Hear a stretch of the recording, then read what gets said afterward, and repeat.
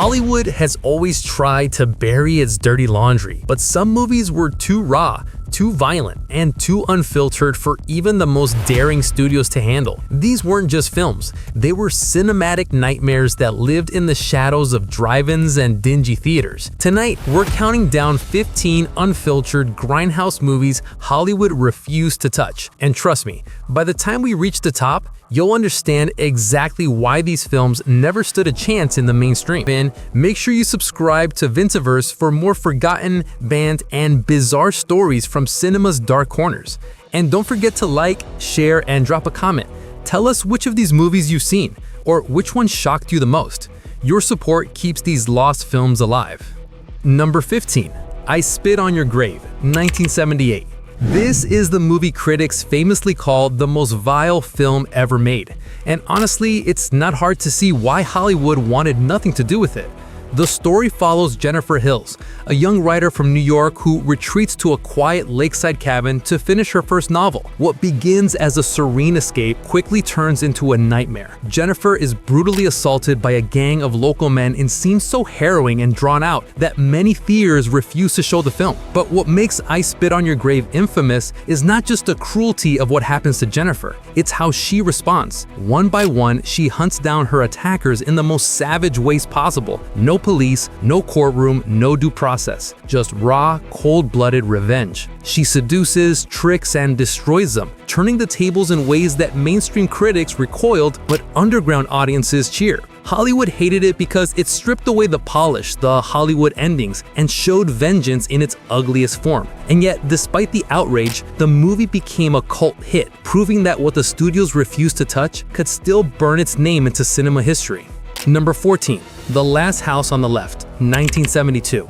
Long before Wes Craven terrified the world with A Nightmare on Elm Street, he made a film so disturbing that even drive-in audiences weren't prepared. The Last House on the Left tells the story of two teenage girls, Mari and Phyllis, who head into the city for a rock concert, but they never make it back home. Instead, they fall into the hands of a gang of escaped convicts. What unfolds is a relentless spiral of humiliation, torture, and violence, capped off by an ending that flips the terror back onto the villains. When the criminals seek shelter in a suburban home, they have no idea they've walked into the house of Mari's parents. And once the grieving parents discover what happened, they exact a brutal, no-holds-barred revenge with chainsaws, shotguns, and raw rage. Hollywood wanted nothing to do with it. The violence was too realistic, the pacing too unsettling, and the tone too hopeless. Critics called it sick, twisted, and irresponsible, but audiences, they couldn't look away. It was grindhouse cinema at its purest, ugly, terrifying, and unforgettable. Number 13. Ilsa, She-Wolf of the SS, 1975.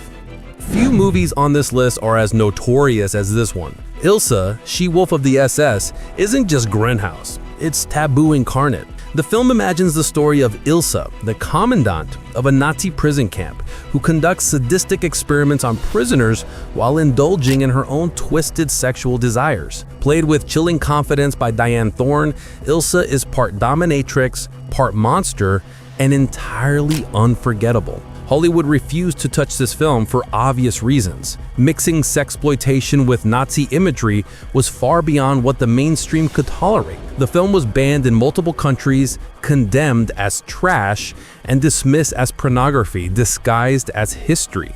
Number 12. Miss 45. Sometimes grindhouse movies cut so deep they feel less like entertainment and more like urban nightmares. Miss 45 is one of those films. It follows Thana, a mute seamstress living in New York.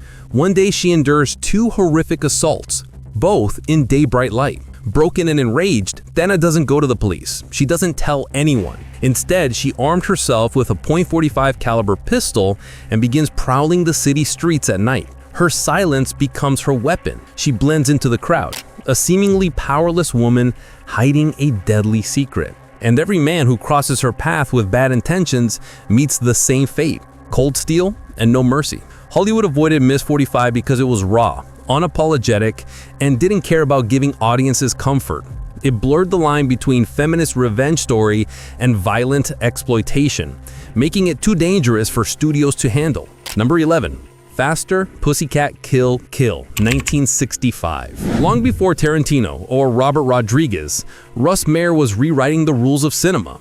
and nothing proved it more than Faster, Pussycat, Kill Kill, a film Hollywood didn't dare touch. The story follows three go-go dancers, Varla, Rosie, and Billy, who roar across the desert in sports cars, leaving chaos in their wake. They're violent, seductive, and utterly unstoppable. When they stumble upon a young couple and a reclusive family with hidden money, things spiral into murder, betrayal, and a finale that feels like a grindhouse fever dream. What made Hollywood recoil wasn't just the violence, it was the women. They weren't victims, they weren't damsels, they were predators, hunters, and killers in a world dominated by men. And in 1965, that was unthinkable. Number 10. Switchblade Sisters, 1975. Grindhouse loved to take familiar stories and twist them into violent, outrageous new forms. Switchblade Sisters is the perfect example. Shakespeare's Othello, but reimagined as a girl gang street war. The movie throws us into a world of teenage gangs, drugs, betrayal, and all-out knife fights. Lace, the leader of the gang, struggles to keep power as jealousy, lust, and revenge tear her crew apart. The result? Brutal confrontations, sudden betrayals, and one of the wildest grindhouse finales of the 1970s. Hollywood wanted nothing to do with it. Teenage girls fighting with guns and blades, themes of sexual assault, betrayal, and female rage, way too volatile for the mainstream. But in grindhouse theaters, audiences couldn't get enough. Over time, Switchblade Sisters became a cult classic, celebrated for its unapologetic attitude and feminist edge hidden beneath the blood and chaos. It's a perfect example of a movie that was too raw for Hollywood, but too powerful to be forgotten. Number 9. Rolling Thunder, 1977. Some grindhouse movies cut deep because they feel all too real. Rolling Thunder is one of those, a story of trauma, loss, and pure revenge that Hollywood wanted buried. It follows Major Charles Rain, a Vietnam veteran who returns home after years in captivity. At first, the town welcomes him as a hero, but beneath the smiles and handshakes, Charles is broken. His wife has moved on, his son barely knows him, and the war still lives inside his head. When a gang of robbers invades his home, kills his family, and leaves him mutilated, something snaps. Charles doesn't just want justice, he wants blood. With a hook replacing his hand, he goes on a relentless killing spree, methodically hunting down the men who destroyed his life. Hollywood refused to touch Rolling Thunder because it was too grim. It wasn't patriotic, it wasn't polished, and it didn't celebrate the return of a soldier. Instead, it painted America's war heroes as broken shells capable of horrifying violence. Hollywood refused to touch Rolling Thunder because it was too grim, it wasn't patriotic, it wasn't polished, and it didn't celebrate the return of a soldier. Instead, it painted America's war heroes as broken shells capable of horrifying violence. Number 8. Mondo Cane, 1962. Before shockumentaries became a trend, there was Mondo Cane, a film that redefined what it meant to disturb an audience. Billed as a documentary, it showed footage from around the world, bizarre rituals, animal cruelty, even human suffering. What made it controversial wasn't just what it showed, it was how it was edited. Scenes of cultural traditions were cut together with shocking imagery to make the world seem savage, alien, and grotesque. Viewers fainted in theaters. Critics were outraged. Hollywood, they wanted nothing to do with it. They couldn't risk distributing something that blurred the line between documentary and exploitation. And yet, audiences kept watching. The film was raw, hypnotic, and unforgettable. It spawned an entire subgenre, the Mondo films, proving that what Hollywood rejected could still spark a movement. Mondo Cane was too shocking for the mainstream, but it left scars on cinema that never healed. Number 7. Foxy Brown, 1974. Pam Grier didn't just star in Foxy Brown, she redefined what it meant to be a leading lady in grindhouse cinema, but Hollywood wanted no part of it. The story is pure fire. Foxy's boyfriend is gunned down by a drug syndicate. Instead of mourning, she goes undercover, infiltrating the criminal empire and dismantling it piece by piece. She uses her charm, her fists, and her unrelenting willpower to destroy everyone who stands in her way. What made Hollywood flinch wasn't just the violence, it was the politics. Foxy Brown tackled racism, sexism, and corruption head-on. A black woman as a gun-wielding, vengeance-driven hero in the 1970s? Mainstream studios wouldn't touch it, but in grindhouse theaters, Foxy became an icon. Audiences cheered as Pam Grier turned the tables on every man who underestimated her. The film was too raw, too political, and too bold for Hollywood, and that's exactly why it became one of the most legendary grindhouse films of all time. Number 6. Fight for Your Life, 1977. This is the movie that Grindhouse fans whisper about, but mainstream Hollywood pretends never existed. Fight for Your Life is one of the most shocking home invasion films ever made, and for good reason. It was banned in multiple countries. The story begins when three escaped convicts, a violent racist, a rapist, and a cold-blooded killer, break into the home of a black family. What follows is a barrage of humiliation, violence, and racial slurs so raw that even hardened exploitation fans were stunned. But here's the twist. This isn't just about suffering, it's about vengeance. When the family fights back, the violence flips. The tables turn in an explosion of rage and retribution, with the so-called victims becoming merciless executioners. Hollywood wouldn't touch it because it wasn't just violent, it was incendiary. It shoved racism in the audience's face, with no filter, no apology, and no escape. Number 5. The Big Bird Cage, 1972. Imagine a jungle prison where corruption, lust, and brutality rule the day, and you've got the Big Bird Cage, a lost gem of the women in prison Grindhouse era. The plot follows a revolutionary named Django and his girlfriend Blossom, played by the queen of Grindhouse herself, Pam Grier, who plot to free women trapped in a brutal labor camp. The prison isn't just a place of confinement.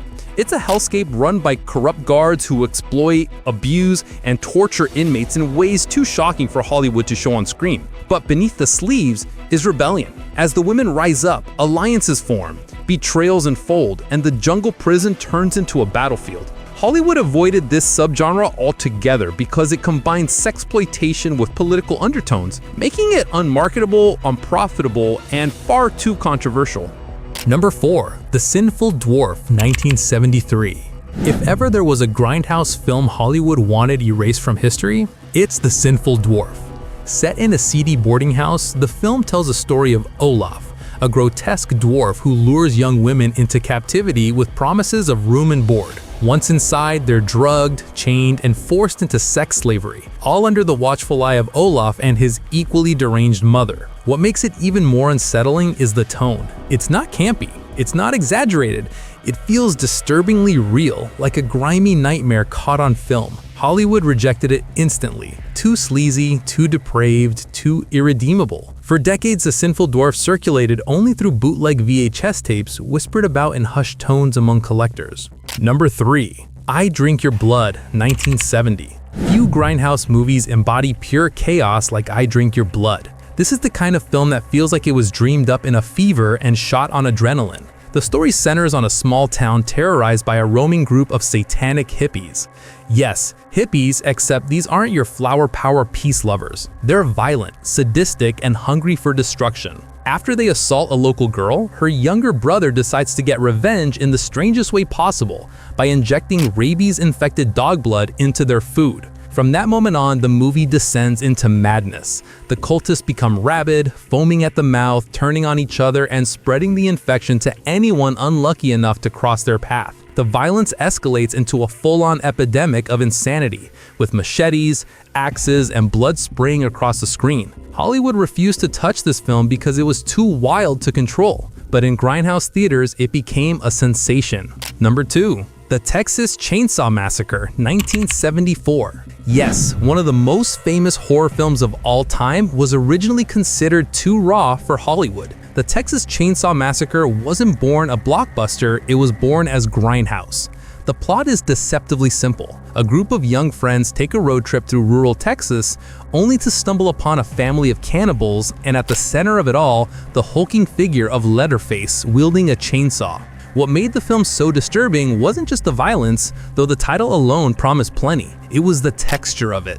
The sweaty, documentary-style cinematography made it feel real. The screams felt authentic. The dinner table scene with a demented family still stands as one of the most horrifying sequences ever shot. Hollywood executives wouldn't touch it. The violence was too relentless, the imagery too grotesque, and the villains too human. Studios feared lawsuits, bans, and protests, and yet it became one of the most profitable independent films of all time. Number 1. A Clockwork Orange, 1970 were made. From back alley theaters to dusty VHS tapes, these Grindhouse movies survived not because Hollywood wanted them to, but because audiences couldn't let them die. They were too raw, But now I want to hear from you. Which of these films shocked you the most? And are there any other Grindhouse nightmares you think Hollywood tried to bury? Drop your thoughts in the comments and let's keep the conversation going.